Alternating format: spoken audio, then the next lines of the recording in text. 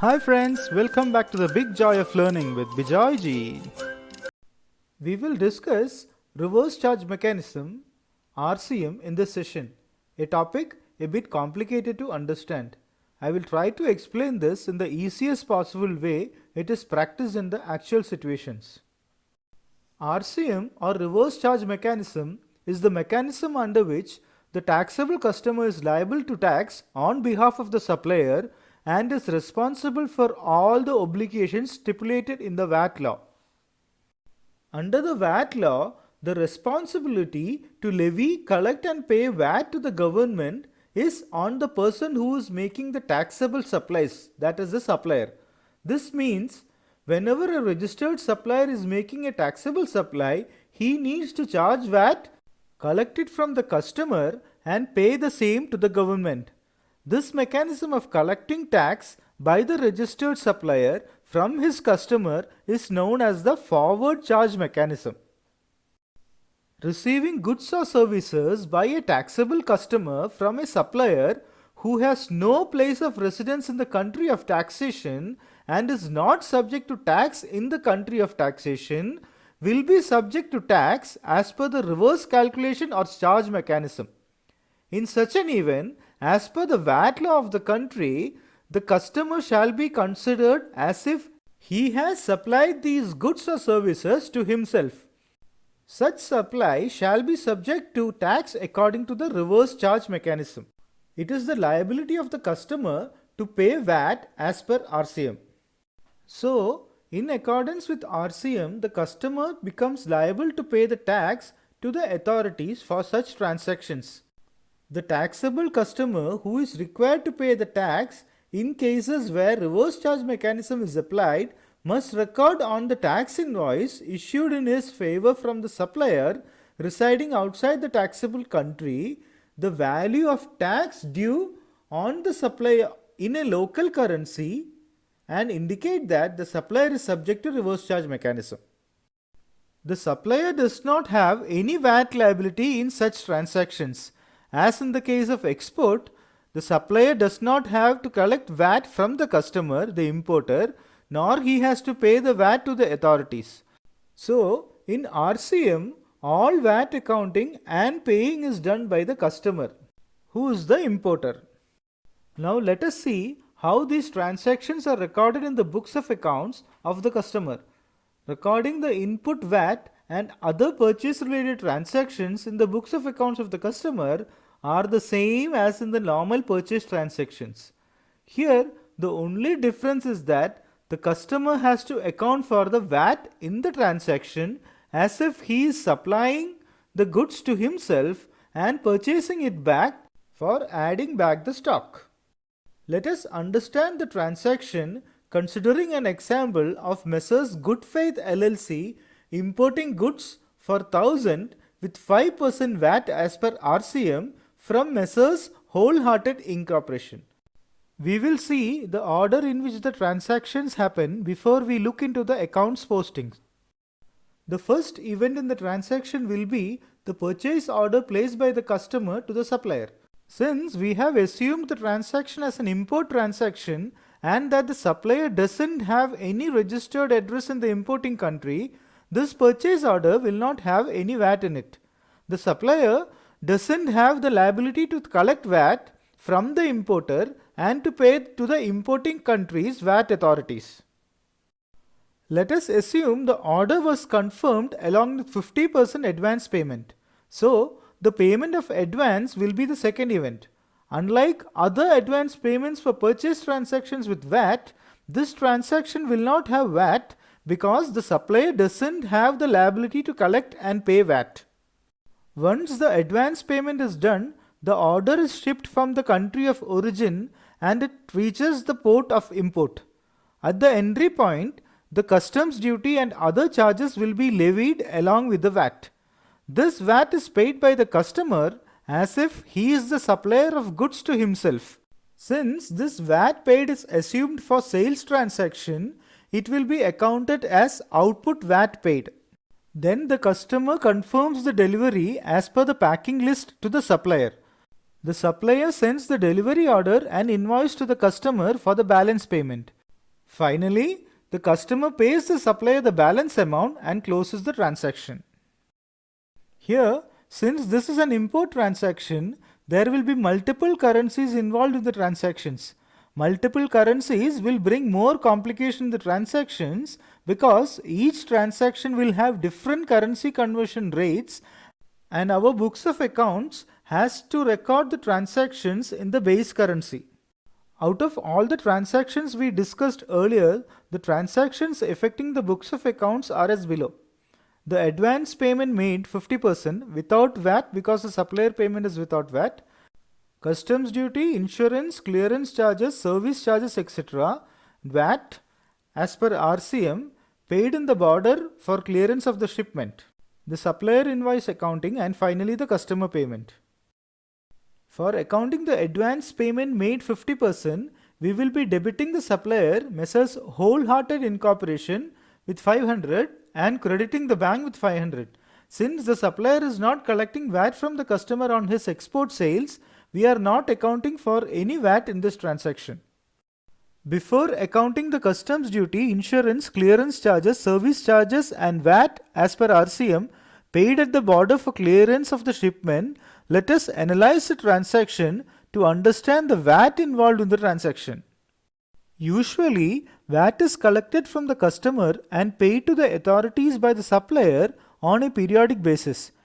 If you analyze the RCM transactions, you will see that VAT in the transaction is first accounted for in the books of accounts when it is paid at the entry point border of the importing country. This is the VAT paid by the customer as if he is the supplier to the transaction. So, this VAT is accounted as output VAT paid, and the journal entry for the transaction will be by debiting all the expenses account along with the 5% RCM output VAT paid account and crediting the bank account with the total amount paid, that is 155. If you notice the calculation for VAT, it is not calculated on the invoice value as for the normal VAT, but on the total landing cost of the imported product. That is 5% of cost of the product 1000 plus customs duty 50, insurance 20, clearance charges 20, service charges 10. That is 5% of 1100, which comes to 55. Now let us account for the next event, the supplier invoice of 1000. To understand the accounting with RCM, we need to split the transaction into 3. Since this is a transaction coming under RCM as per law, we need to consider as if the customer supplied the goods to himself. For this, we will be passing the below entry. We will be debiting the self account since the customer himself is considered to be the supplier. We will be debiting with the amount of the invoice plus the VAT paid. We will be crediting the output VAT for the VAT paid 55 and crediting the inventory account with 1000. This inventory account can be a sales account also as a normal sales transaction. Since we have to set off this inventory posting with the purchase back entry, we are considering it as an inventory account. Since we accounted for self-supply, we need to pass an entry to bring back the stock to the customer's books of accounts. For this, we will be passing the below entry.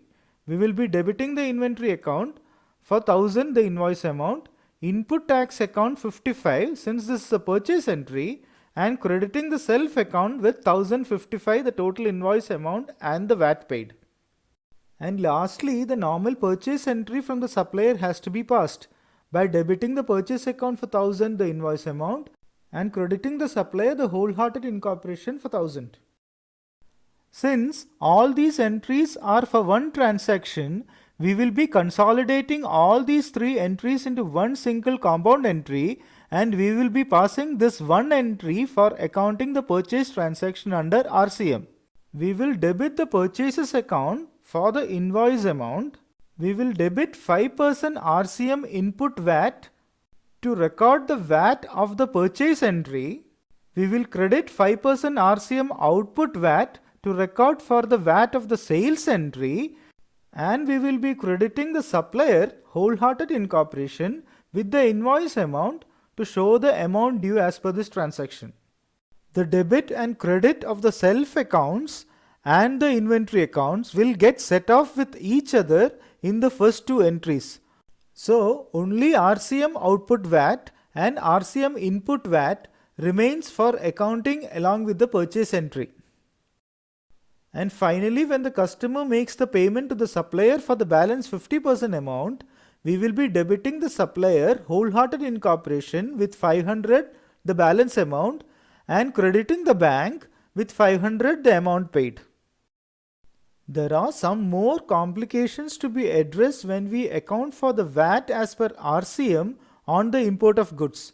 Since we will have multiple currencies and multiple rate of exchanges in the transaction, considering a wrong date for the currency conversion rate will mess up all the amounts and the VAT paid amount will not tally with the VAT accounted for. To understand this better, let us consider the transaction as below. Import of goods for 1000 with 5% VAT as per RCM. Let us assume that the rate of exchange of currency was 10 when the goods was entering the port of importing country and it was 20 when the customer receives the invoice. Let us assume that the currency conversion rate was 9 when the supplier invoice was settled. Now, for paying the VAT, the calculation will be 5% of the purchase amount 10,000. That is 1000 into 10, the rate of exchange when the goods entered the importing country. And 5% of 10,000 will be 500.